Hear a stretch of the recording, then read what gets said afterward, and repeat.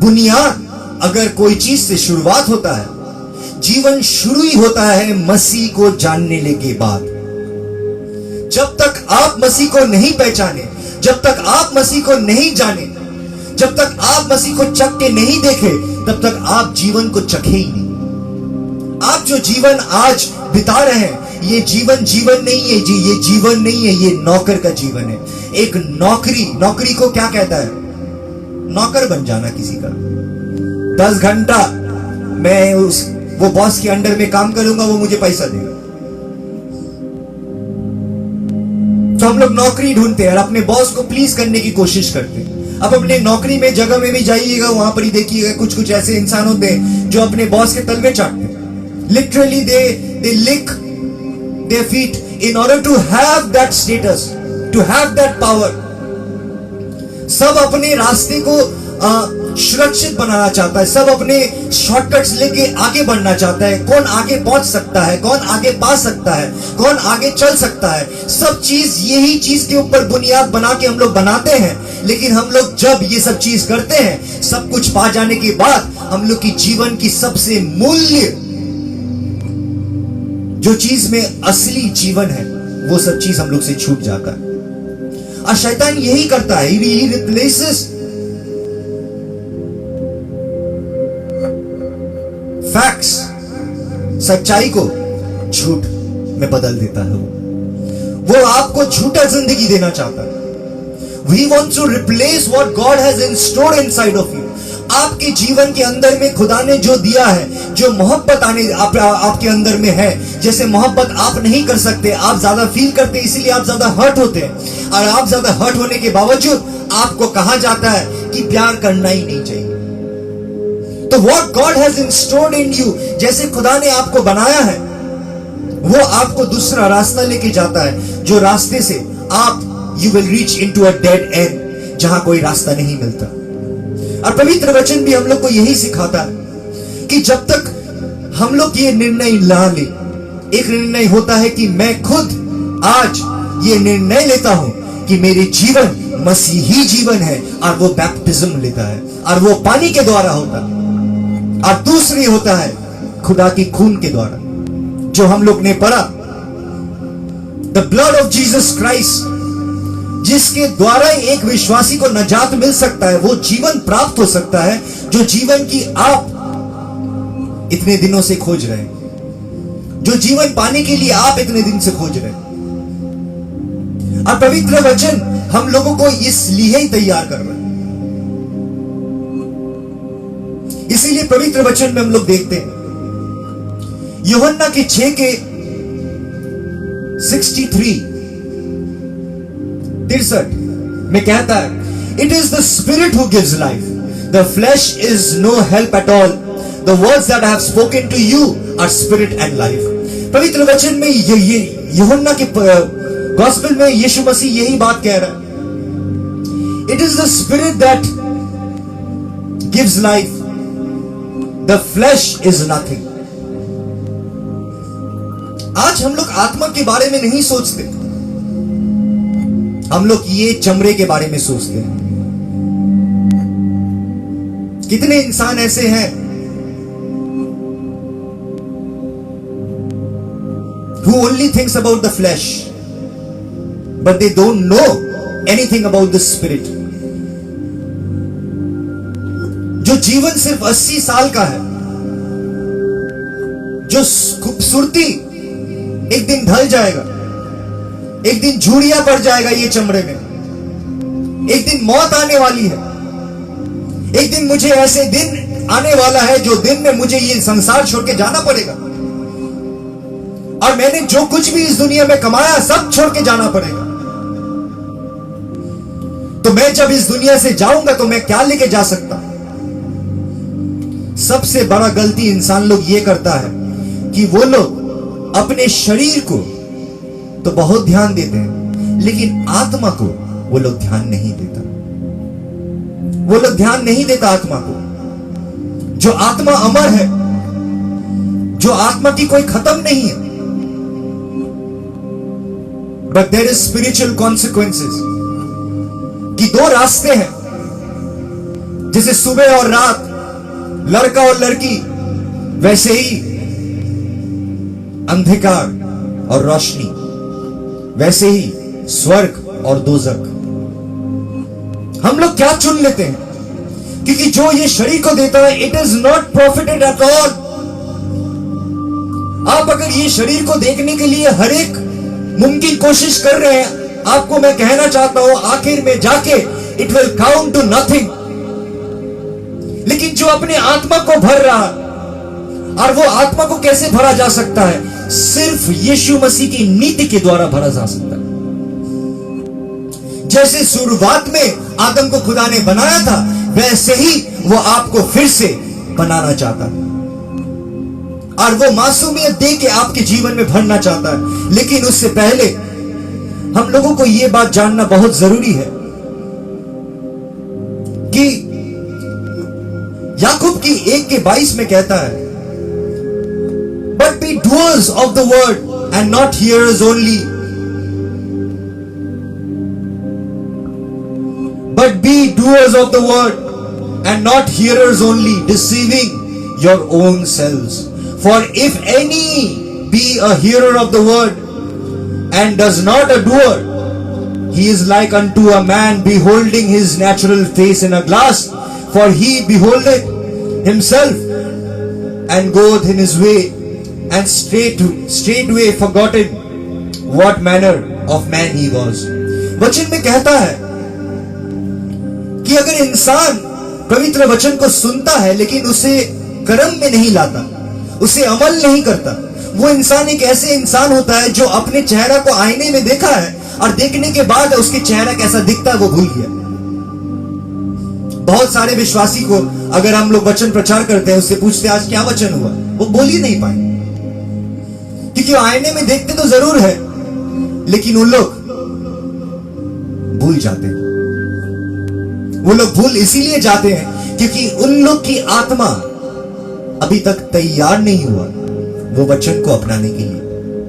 उन लोगों ने उतने समय खुदा के साथ बिताया नहीं, उन्होंने वो मुमकिन कोशिश नहीं किया। That means if you hear the word and if you don't do it, it is like unto a man who sees himself in the mirror and as he walks away he forgets what he has seen. वो भूल जाता है कि वो क्या देखा, वो क्या समझा। आज क्या हम लोग ऐसे विश्वासी हैं जो विश्वासी वचन तो सुनते हैं लेकिन वचन सुनने के बाद भूल जाते हैं कि हम लोग कहां खड़े, क्योंकि वचन आपको दिखाएगा आप कहां खड़े, वचन आपको बताएगा आप कहां खड़े। पवित्र वचन हम लोगों को समझाता है।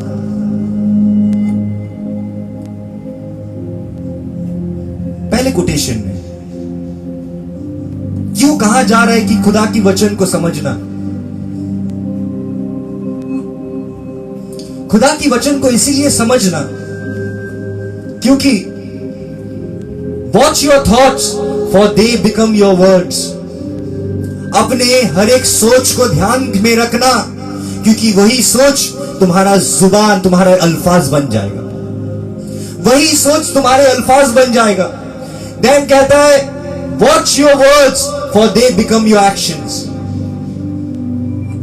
अब अपने अल्फाज में ध्यान रखना क्योंकि वही अल्फाज आपकी कर्म बन जाएगा। देखिए पहले कह रहा है अपने सोच पे ध्यान रखना क्योंकि वही सोच आपकी अल्फाज बन जाएगा। फिर अल्फाज में ध्यान रखना क्योंकि वही अल्फाज आपकी कर्म बन जाएगा। फिर कर्म में ध्यान रखना क्योंकि वही कर्म आपकी हैबिट बन जाएगा। और watch your habits for they become your character. वही आचरण आपकी कैरेक्टर बन जाएगा, आपकी नेचर बन जाएगा। इसीलिए जब पवित्र वचन आपको दिया जा रहा है और आप जब वचन सुनते वक्त कुछ सोच रहे हैं, अपनी जिंदगी के साथ मिला रहे हैं, और उसके मिलाने के बाद आप जब उसे नहीं करते हैं तब कहीं ना कहीं आप अपने चेहरे को आईने में देखे लेकिन उसके बाद भूल गए कि आपका चेहरा कैसा दिखता है। इसलिए you have to watch your thoughts कि आपके ध्यान में, आपके जहन में क्या क्या सोच आ रहा है, और वही सोच को ध्यान में इसीलिए रखने की जरूरत है, इसीलिए कहा जाता है wear the salvation, helmet of salvation. मतलब तुम्हारे ध्यान में, जहन में अगर कुछ रहना चाहिए तो वो सिर्फ एक ही सोच, वो है नजात की सोच, कि मुझे कैसे नजात मिलेगा, how can I be saved, because the salvation belongs to our God. और वही सोच आपकी अल्फाज बनता है, और आपकी अल्फाज आपकी आचरण, आपकी कर्म बनता है, और आपकी कर्म आपकी आचरण बनता है, और आपकी आचरण आपकी नेचर बन जाता है, और आपकी नेचर आपकी मंजिल बन जाता है। वही कैरेक्टर आपकी डेस्टिनी को तैयार करता है, आपकी मंजिल को तैयार करता है कि कौन से मंजिल में जाएंगे। इसीलिए मैं, जितने भाई लोग नशा करता है, मैं उन लोग को बोलता हूं कि जितने कोई भी नशेड़ी है, उन लोग की 3 मंजिल होता है। अगर वो बंद नहीं करता तो उन लोग की 3 मंजिल होता है, एक है मौत, दूसरा है पागल खाना, तीसरा है जेल। क्योंकि उन्होंने वो चीज को चुन लिया और वो हैबिट को फॉर्म करके वो हैबिट को वो लोग चलाते रहता है। यही 3 जगह में वो लोग पहुंचता है। लेकिन जब कोई सच्चाई को सुनता है, उसकी जिंदगी में ये जरूरी है कि वो लड़े, और वो अपनी ताकत से नहीं, क्योंकि आपकी ताकत से आप कुछ भी नहीं कर पाएंगे, लेकिन मसीह की ताकत से आप सब कुछ कर पाएंगे। पवित्र वचन हम लोग को यही सिखाता है।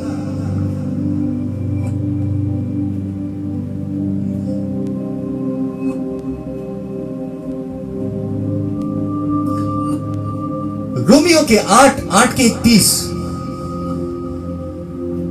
What then shall we say to these things? If God is for us, who can be against us? He who did not spare his own son, but gave him up for us all, how will he not also with him graciously give us all things? Who shall bring any charge against God's elect?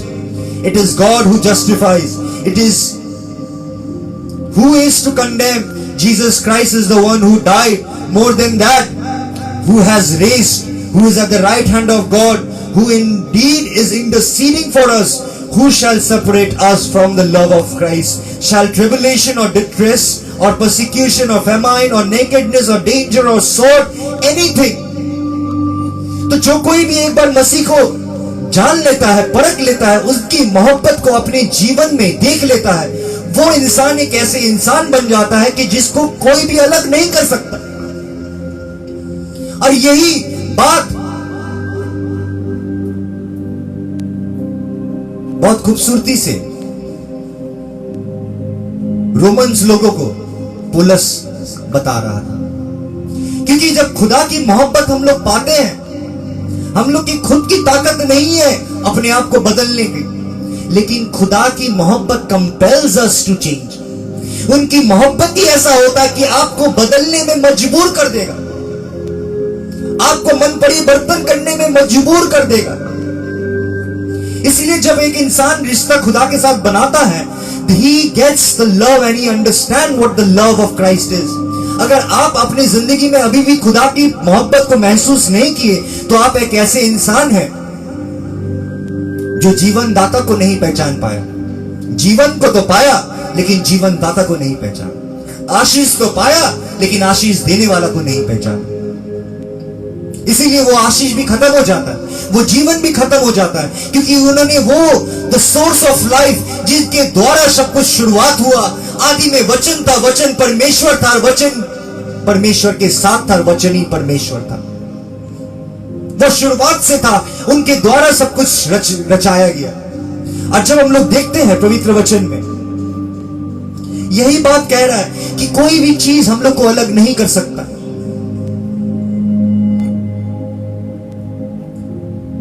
What are the things? Tribulation, अनखरी, distress, दुख, persecution, जुल्म उठाना, famine, भूखा मर जाना, और nakedness। नंगा हो जाना, ये कोई भी चीज हमको खुदा की मोहब्बत से अलग नहीं कर सकता। पौलुस ये बात रोमियो मंडली को कह रहा था। वो कैसे मोहब्बत पाया कि वो मोहब्बत के लिए अगर उसे कोई नंगा भी कर दे वो करने के लिए राजी था। ये कैसे मोहब्बत वो समझा कि वो मोहब्बत के लिए अगर उसे तरह तरह की जुल्म उठाना पड़े वो जुल्म उठाने के लिए तैयार था। पौलुस ने वो मोहब्बत अपने जिंदगी में, अपने जहन में महसूस किया। उन्होंने देखा कि यीशु मसीह की मोहब्बत उसके जिंदगी से कितना बड़ा है।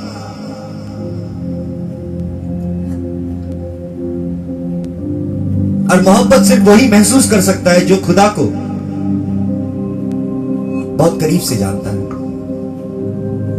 जो परमेश्वर के साथ वो रिश्ता कायम करता है, जो धन्यवाद देता है सुख दुख में, तकलीफ में, दंड में, हर एक चीज में वो प्रभु को धन्यवाद देता है, क्योंकि वो जानता है कि हर एक चीज में खुदा की योजना मुझे खत्म करने के लिए नहीं, लेकिन मेरे लिए एक सुरक्षित भविष्य देने के लिए। और वो भविष्य मेरे जीवन के, मेरे ये शरीर के साथ खत्म नहीं होता। ये शरीर अगर खत्म हो जाएगा तो मेरे भविष्य खत्म नहीं हुआ, क्योंकि मेरे भविष्य उनके हाथों में। आज भी कितने साइंटिस्ट लोग, आज देखिए हम लोग की दुनिया में इतने न्यूक्लियर मिसाइल है, अगर न्यूक्लियर वॉर हो गया तो हम लोग सब मर जाएंगे। सब कुछ तैयार करके हैं, इतने बम बना चुके कि धरती से इंसान के नामो निशान मिट सकता। आज इतने पैसे टैक्स पेयर्स लोग के पैसे को डाला जा रहा है ये सब मिलिट्री एक्शन के लिए, कि एक दिन ऐसे एक युद्ध आने वाला है जो युद्ध के लिए तैयार कर रहा है।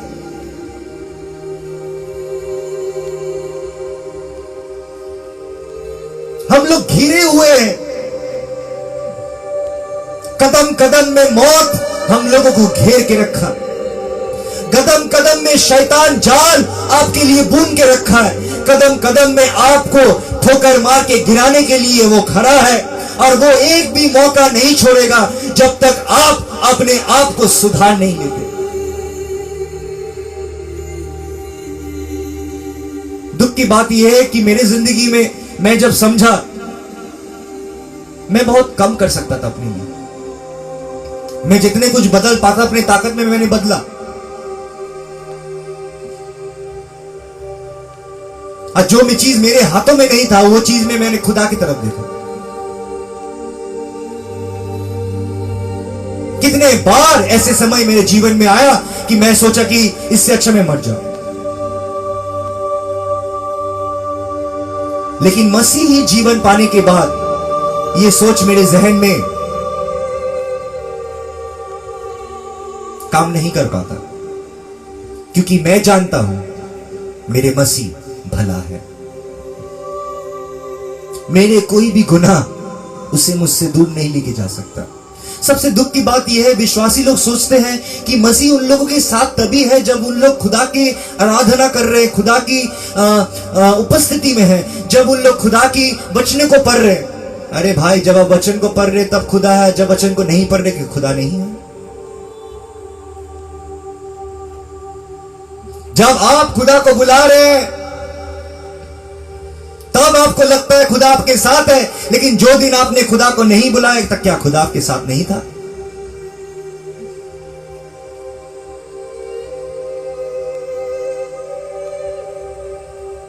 आज आप महसूस कर पा रहे कि खुदा आपके साथ है, लेकिन जो दिन आप महसूस नहीं करते क्या खुदा आपके साथ नहीं है? आप आज आपने अच्छे काम किया है इसीलिए आपको लगता है खुदा आपके साथ है, जब आप बुरे काम करते खुदा क्या आपके साथ नहीं है? कौन जाहिल ने आपको यह बात कहा है? हम लोग कुछ भी करते हैं वो हमेशा हम लोगों के साथ है। उनके वचन यही बात कहता है, never will I leave you nor will I forsake you। मैं तुझे कभी नहीं छोड़ूंगा, संसार के अंत तक मैं तेरे साथ रहूंगा।